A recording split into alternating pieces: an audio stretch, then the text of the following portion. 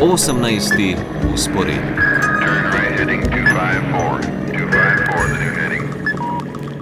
No in danes, kot rečeno, smo poklicali našo avstrijsko dopisnico Petro Kos-Gnamuš med našimi zamejci. Petra, lep pozdrav. Ja, dober dan. Petra, se veš, še vedno se na senčni strani Alp vlečeta dve jari kači, lahko rečem še tam od poletja.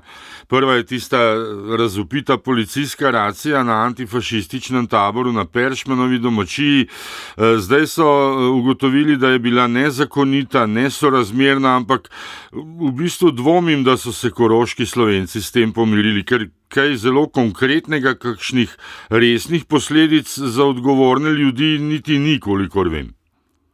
Ja, dežela Koroška je takoj po poročilu vložila kazensko ovadbo proti okrajnemu glavarju Velikovca Gertu Kljošu, ki je bil prisoten ob raciji, a ni ukrepal v skladu s svojimi pristojnostmi, vendar pa koroški Slovenci na odgovor, ali bo moral okrajni glavar za svojo vlogo pri celotni zadevi prevzeti kakršnokoli odgovornost, še čakajo. Prav tako še niso prejeli nobenega opravičila, tako da zanje celotna zadeva še ni končana. Že pred objavo končnega poročila so premestili tedanjega namestnika direktorja Državnega urada za zaščito države in boj proti ekstremizmu, ki je operacijo odredil in vodil. Skratka, končnega odgovora, ali bo še kdo moral prevzeti odgovornost za policijsko racijo, še ni. No, po poročanju avstrijskega časnika Der Standard pa naj bi policija le 2 dni po objavi končnega poročila na Dunaju potrkala na vrata enega udeležencev tabora pri Peršmanu in sodelujočega na novinarski konferenci Društva Peršman, slovenskih študentov in drugih, ki so seveda komentirali poročilo in bili tudi kritični do ravnanja policije. Policisti naj bi ga povpraševali po neki ženski, ki naj bi bila prijavljena na njegovem naslovu, vendar jim je pojasnil, da tam pač nikoli ni bilo prijavljene kakšne ženske, kljub temu so zapisali njegove podatke. No, ta udeleženec tabora pa je potem ugotovil, da je bil njegov dokument edini, ki ga policisti po nekem na ključju v raciji niso popisali na Peršmanovi domačiji. Kasneje je tudi izvedel, da je v njegovem stanovanju nikoli ni bila registrirana nobena ženska, zato se je potem obrnil na medije in na policiji so zavrnili, da so ga obiskali v kakršnikoli povezavi z racijo pri Peršmanu, da naj bi šlo za neko drugo zadevo, ampak odvetnik udeleženca zdaj nekako terja pojasnila in bo sprožil ukrepe, kot če poroča časnik, v primeru ustrahovanja aktivista. Skratka, zanimivo dogajanje tudi takoj po objavi tega poročila. Koroški Slovenci pa so bili zaskrbljeni tudi, oziroma so še seveda nad odzivi političnih strank, predvsem ljudske stranke, tako na zvezni kot deželni ravni, ki je bila kritična do poročila komisije. Očitno se na avstrijskem Koroškem že pričenja predvolilni boj. Leta 2027 bodo občinske volitve, no že v začetku prihodnjega leta pa se nekako napoveduje tudi odstop koroškega deželnega glavarja Petra Kajzerja, ki je že odstopil z mesta predsednika Koroške socialdemokratske stranke, nasledil ga je Daniel Fellner, tako da naj bi prišlo nekako do rekonstrukcije deželne vlade. Politične stranke se na to že pripravljajo, no v koroški svobodnjaški stranki pa v bistvu že namegujejo tudi na predčasne deželne volitve. Ja, očitno se bo zadeva še kar vlekla do končnega epiloga, ampak kaj pa naši rojaki, ali kaj pritiskajo Rudija Vovka, se recimo spomnim, da bi morda kaj pospešili oziroma konkretizirali zadevo? Kaj veš? Ja, torej, zdaj v bistvu, jaz sem se pogovarjala z njimi, zdaj na nek način je ta prvo poročilo je znano in zdaj pač čakajo oblasti, da naredijo svoje. Rudi Vovk je že povedal, da ni bilo nobenih ovadb, a ne glede teh udeležencev, ki so jih napovedali, torej ni prispela nobena ovadba, tako da zdaj nekako čakajo, da mlini naredijo svoje.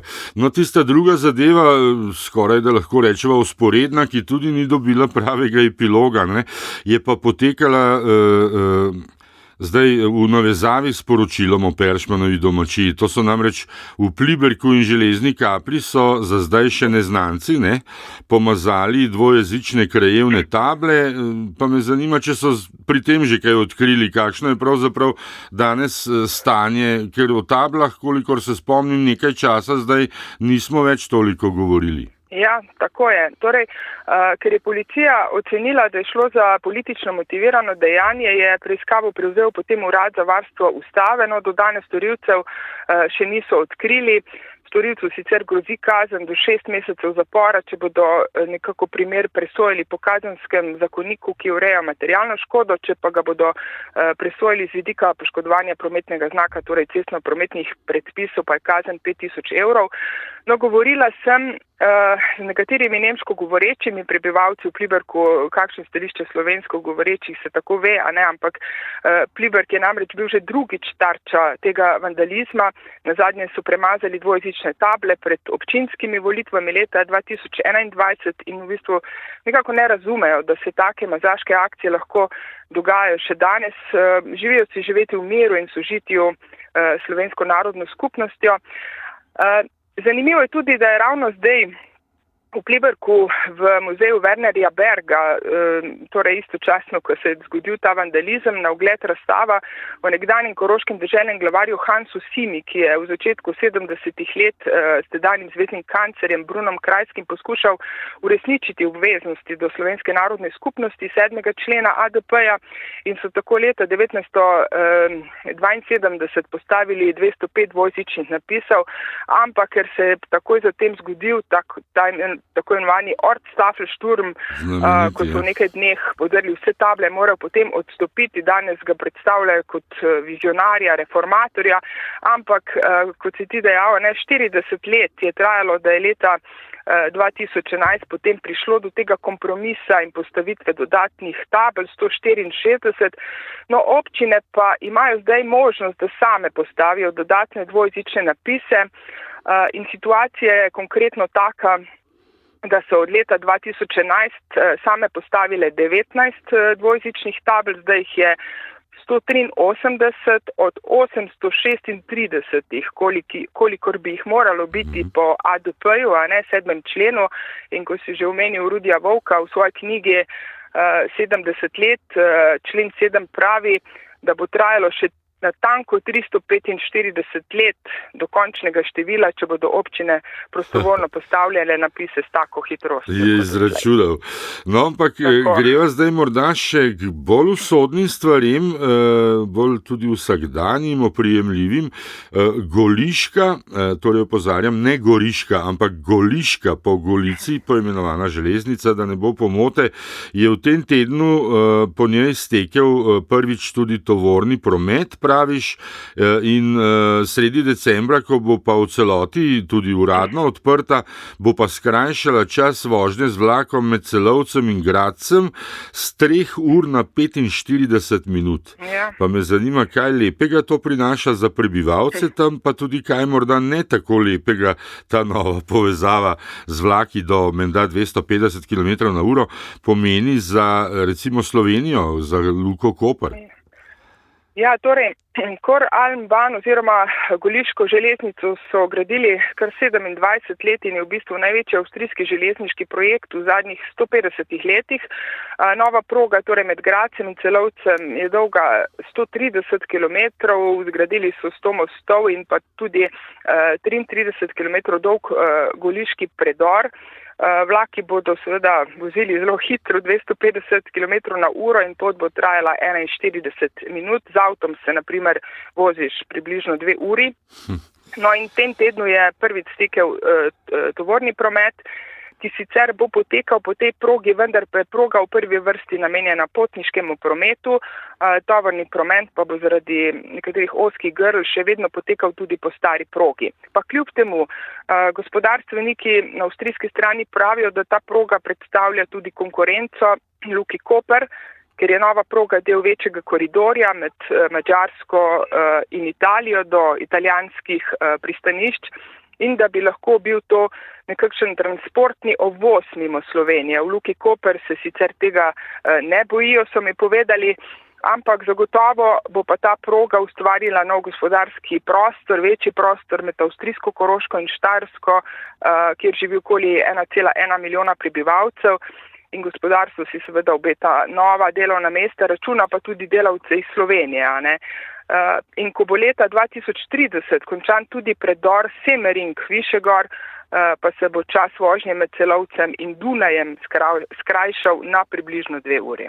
Ja, to je ta grozeči italijanski železniški koridor, ne, kot so ga nekoč po drugi svetovni vojni Angleži uvajali.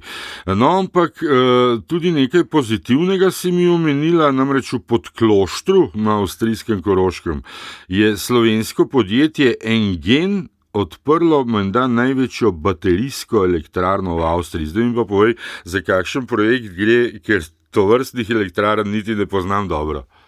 Ja, torej Avstrija iz obnovljivih virov energije pridobi že 94% električne energije.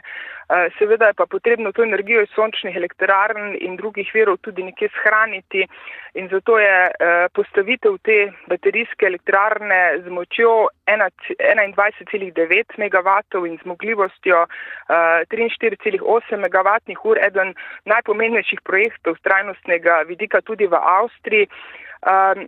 Zgleda tako, približno podjetje iz Žirovnice Engen je torej v Podkloštru postavilo 14 kontejnerjev za shranjevanje energije, ki so povezani z bližnjo transformatorsko postajo in na eni strani zagotavljajo stabilnost omrežja, na drugi pa koristijo tudi potrošnikom.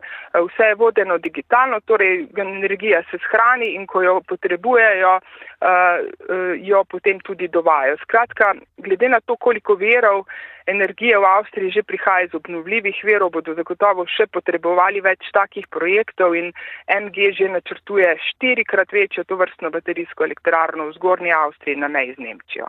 Pa tudi naše podjetje.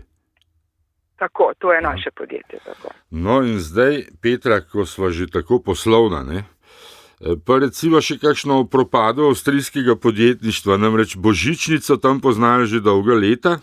Verjetno je vmes zaradi tega propadlo najmanj pol podjetij, če sodimo po naših bojaznih, da tej strani meje, če se malo pošalim. Kako je sploh z Avstrijci? Bodo letos dobili božičnico? Kolikšna bo?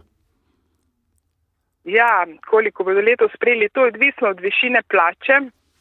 Vsekakor pa jo bo dobilo 98% zaposlenih in v kolektivnih pogodbah je zapisana kot 14. plača. 13 je regres, 14. plača je božičnica.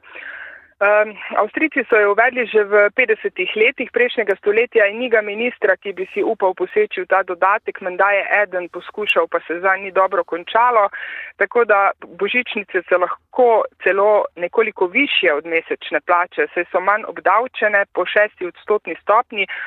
Če na primer nekdo mesečno prejme 2000 evrov bruto plače, prejme potem božičnico v višini 1614 evrov neto, tako da ja, božičnica bo ravno v pravem času pred nakupom božičnih daril, sejmov in tako naprej. Se tudi to že počasi začenja tudi v Avstriji, ne, lučke in to naprej. Tako. Ja, najlepše hvala. Sicer še prej martinovanje, ampak potem pa božič, ja. Eno za drugim. Če te prav razumem, pravzaprav imajo tam ne samo 13, ampak tudi 14, se pravi kaj, dvojno božičnico ali kako? Ne, torej imajo 12 plač, 12 mesecev, potem 13. plača predstavlja letni regres, ki ga dobijo pred dopusti, tako kot v Sloveniji. 14. plača pa je pravzaprav božičnica in jo dobijo decembra. Pa približno enaka sta ta dva dodatka, približno? Tako, ja. Aha. Najlepše hvala, Petra Kozg-Namuš. Upam, da v Avstriji ne bo propadlo veliko podjetij zaradi izplačevanja. Lepo se imej in se še slišiva kdaj. Lepo zdrav, hvala.